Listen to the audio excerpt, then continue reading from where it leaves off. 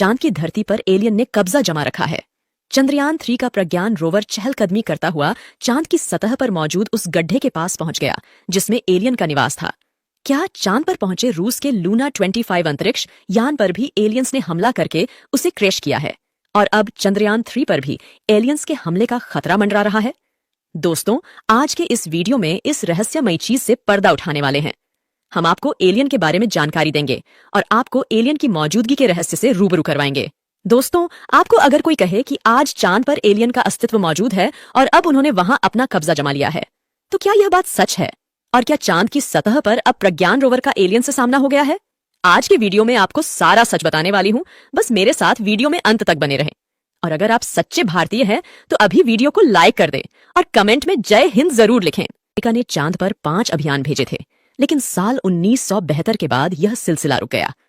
इसके बाद अभी तक कोई भी इंसान चांद की जमीन पर कदम नहीं रखा है। इस बात ने कई वैज्ञानिकों को हैरान कर दिया। सबसे हैरान वाली बात यह है कि इस बीच अपोलो 11 मिशन यानी चंद्रमा पर सबसे पहले इंसानों के पहुंचने की रिकॉर्डिंग गायब हो गई।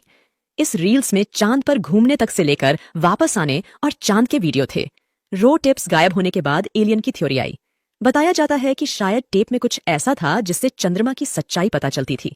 चंद्रमा पर शायद कुछ अलग था या वहां पर एलियंस रह रहे हों। यहां तक कि चांद पर घूमने वाले अंतरिक्ष यात्रियों से उनकी मुलाकात भी हुई हो। उस समय किसी भी चीज को लाइव टेलीकास्ट नहीं दिखाया जाता था, बल्कि रो को एडिट करने के बाद दिखाया जाता था। दरअसल अमेरिका ने असली टेप को छिपा दिया और जितना जरूरी था उतना ही दिखाया। थ्योरिस्ट का कहना है कि चंद्रमा के बहुत छोटे हिस्सों के बारे में हम पता लगा पाए हैं। सच में भीतर से वह बहुत खोखला है और वहां पर गहरे गड्ढों में दूसरी सभ्यता निवास करती है। अपोलो मिशन के दौरान चंद्रमा के अंदर की हलचल के बारे में जानने के लिए सिस्मोमीटर फिट किया गया था।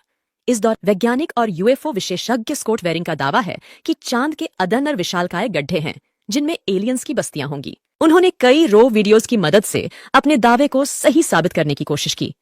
नील आर्मस्ट्रांग ने एक बहुत बड़े रहस्य से पर्दा उठाते हुए कहा था कि जब वो पहली बार चांद पर कदम रख रहे थे तो उस दौरान उन्होंने चांद पर कुछ अजीबोगरीब चीज देखी थी।